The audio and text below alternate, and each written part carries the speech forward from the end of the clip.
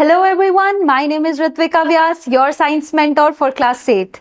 And today we are going to dive further into your chapter 2, that is the invisible living world beyond our naked eyes. And in this session we are going to study about cell, its shape and its structures. In the previous session we talked about lenses and microscopes. And what were the use of those tools? To explore the hidden world and make new discoveries. Scientist as you all know are very curious beings. अब जब उनके पास lenses और microscopes थे तो वो क्या करेंगे? वो नई नई चीजें डिस्कवर करेंगे, हिडन वर्ल्ड में एक्सप्लोर करेंगे। इन्हीं डिस्कवरीज को हम सबसे इंपॉर्टेंट डिस्कवरी मानते हैं सेल की।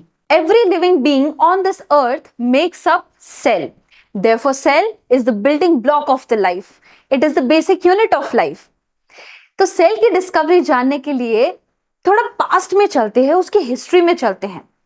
There was a scientist named Robert Hooke. इनको ऑब्जर्वेशन करने का बहुत शौक था अपने माइक्रोस्कोप में। एक दिन इन्होंने क्या किया, इनके घर के पास था ट्री के बाहर आपने देखा होगा एक आउटर लेयर होती है ब्राउन कलर की, जिसको हम बोलते हैं cork of the tree, Hindi में बोलते हैं पेड़ की छाल। उस कॉर्क को इन्होंने अपने माइक्रोस्कोप के अंदर ऑब्जर्व किया कुछ इस तरह। इनको इसमें ये ब्लैक ब्लैक ब्लैक जो आप डॉट्स की तरह देख रहे हो ना, ये उनको दिखे कुछ empty compartments. By that time we did not know that what was cell, और there was no word as cell in biology. So he observed that cork slice under his microscope, and his microscope made it look bigger, 200 to 300 times bigger. Microscope क्या करता है? चीजों को magnify, इतना बड़ा करके वो कॉर्क सेल इनको ऑब्जर्व हुई। उसमें इन्होंने पाया कि there were these empty compartments. अब ये जो एम्प्टी कंपार्टमेंट्स है ये कुछ हनीकॉम्ब स्ट्रक्चर के थे। I'm sure you must have seen honeycomb, right? So in honeycomb structures को जब उन्होंने कॉर्क सेल में ऑब्जर्व किया, he named it cell. This was the first time the word cell was introduced to our scientific world. क्यों? क्योंकि ये क्या है? Basic unit of life. Her living organism में सेल पाई जाती है।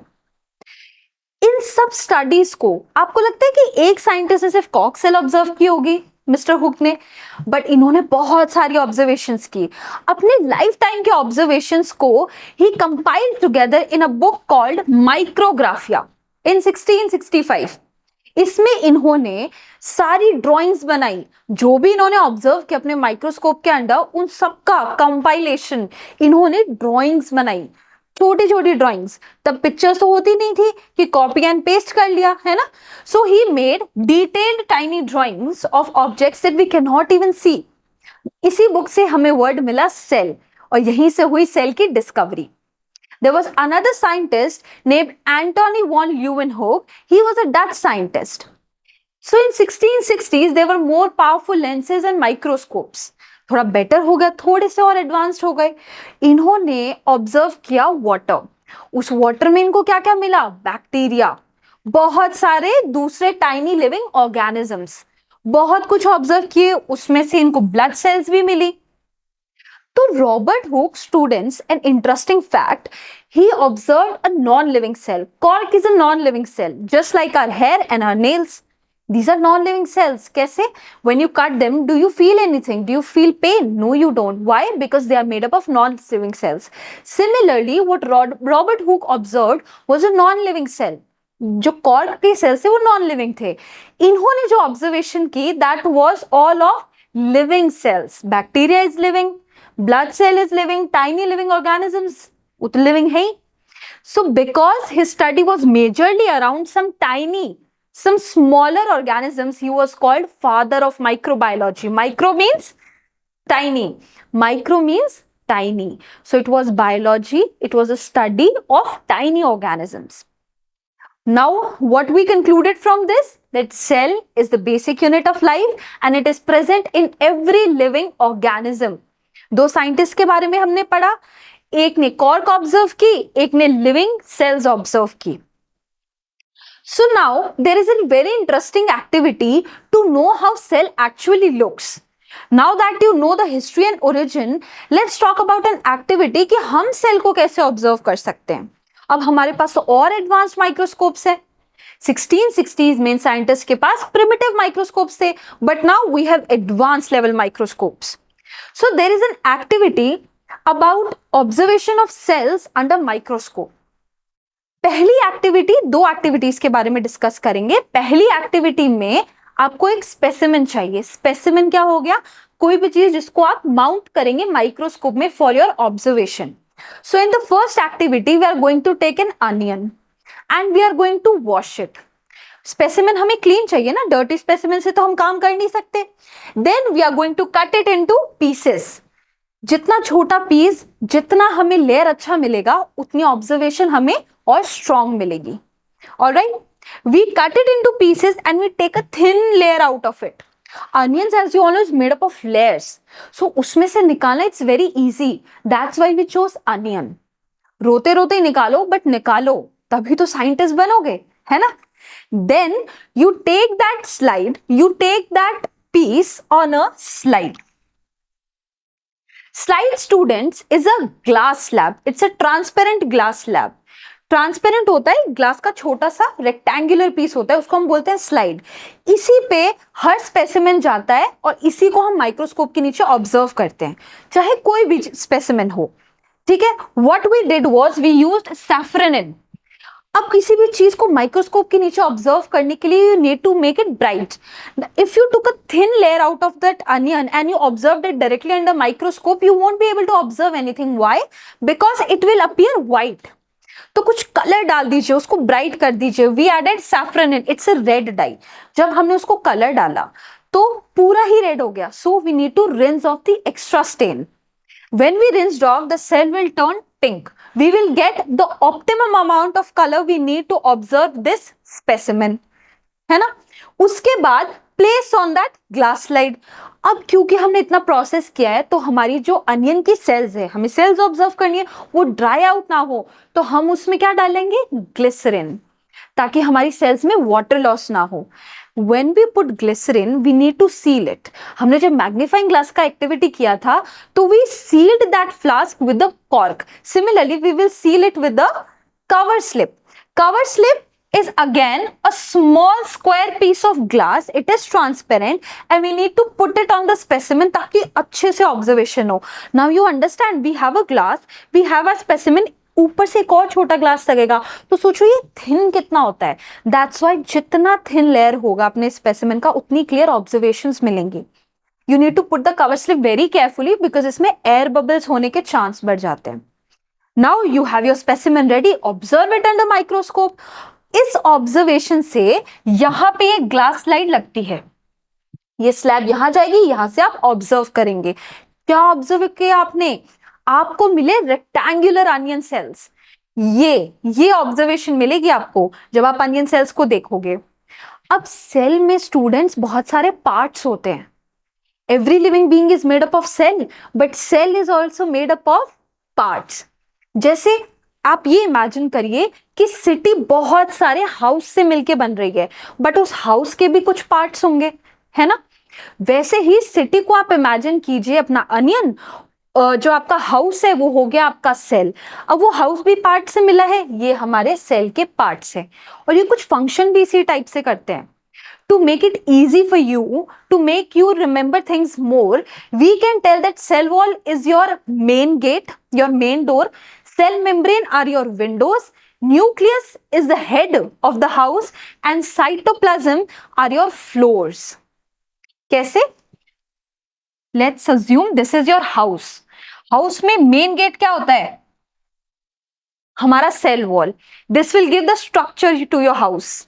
Alright, then you have windows for your ventilation. This will be your cell membrane.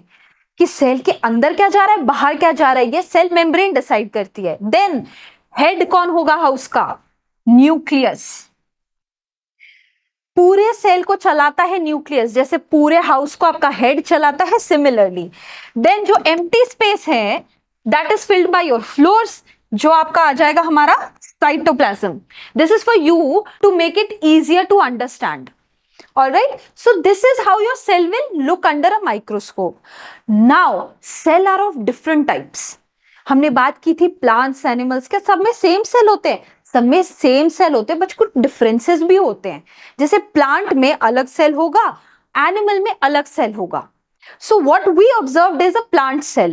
Now we are going to perform another activity to observe an animal cell.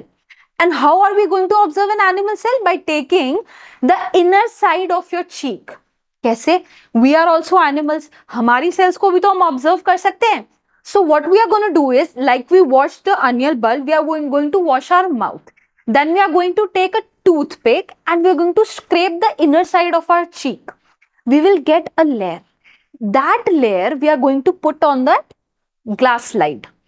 And we are going to put water and we are going to set that layer. Again उसमें भी staining था, glycerine फिर mounting था। Similarly हम इसमें क्या use करेंगे? Methyl blue. It is a blue stain. It is again to bring contrast and colour so that observation is made easier. Then we are going to place glycerin. Then we are going to wipe off extra glycerin and we are going to mount it with a cover slip. And what we are going to do? We are going to observe it again under the microscope. जब हमारा specimen ready हो गया, अब हम क्या observe करेंगे? हमारी animal cells कैसी दिखती हैं? एनिमल सेल्स कैसी दिखेंगी? पॉलीगन शेप्ड, ऐसी। अब इसमें भी हमें क्या क्या मिल रहा है? सिटी हो गया हमारा चीक, है ना? हाउसेस क्या हो गई? चीक सेल्स। सिमिलर है ना? अब उन हाउसेस के पार्ट्स हो गए। लेकिन एनिमल सेल्स में मेन डोर नहीं होता, डायरेक्ट विंडोज होती हैं। इसमें कुछ दिख रहा है difference? We have cell membrane, windows की सेल में क्या अंदर जा रहा है, क्या एंट्री हो रही है, क्या एग्जिट हो रही है। Cytoplasm, the floors, and nucleus, the head of the cell. क्या बचा? Cell wall. सेल वॉल जो मेन डोर है, it is not present in animal cell. So we discuss two activities. एक हमने प्लांट सेल ऑब्जर्व की, एक हमने animal cell observe की। इनके पार्ट्स में डिफरेंस क्या होता है हमने आज ये भी जान लिया, राइट? तो अब कंपैरिजन की बात करते हैं कि अनियन सेल और हमने जो ह्यूमन चीक सेल ली उसमें क्या डिफरेंस होगा।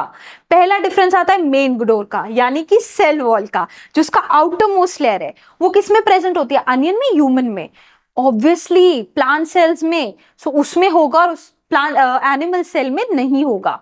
Then we have cell membrane, it is present in both the cells. Then we have nucleus, the head of the cell is present in both plant and animal cell, and similarly cytoplasm is present in both these cells. So what did we learn today? We learned about the history and origin of cell, and we also did two activities which told us how animal cells look and how plant cells look. Now answer a few questions of mine. Question number 1, which of the following statements is true about all living beings? All living beings are made up of molecules, they are made up of cells, they are made up of organs, and they are made up of tissues. Now you, me, animals and plants are made up of organs and tissues. But what about microorganisms? Are they made up of tissues and organs? No. What are they made up of? Cells. हम यहाँ सारे living beings की बात कर रहे हैं, तो सिर्फ एक बैक्टीरियल सेल जो है वो किससे बना है? Cell, since it is the basic unit of life. So the answer would be cell. Moving on to next question. Who first used the word cell in science? Mr. Hooke. Robert Hooke was the first scientist who used this term. Antonie van Leeuwenhoek ने discover किया था, but cell सबसे पहले नाम किसने दिया था? Robert Hooke ने। How much bigger could Robert Hooke's microscope make objects appear? कितना मैग्निफिकेशन कर रहा था उनका microscope? 200 to 300 times. Who is known as father of microbiology? Tiny organisms की बायोलॉजी जो हम देख नहीं सकते, उनका फादर कौन है? Antonie van Leeuwenhoek. That's all for today's session. Let's meet in the next session. Till then, thank you very much and keep studying.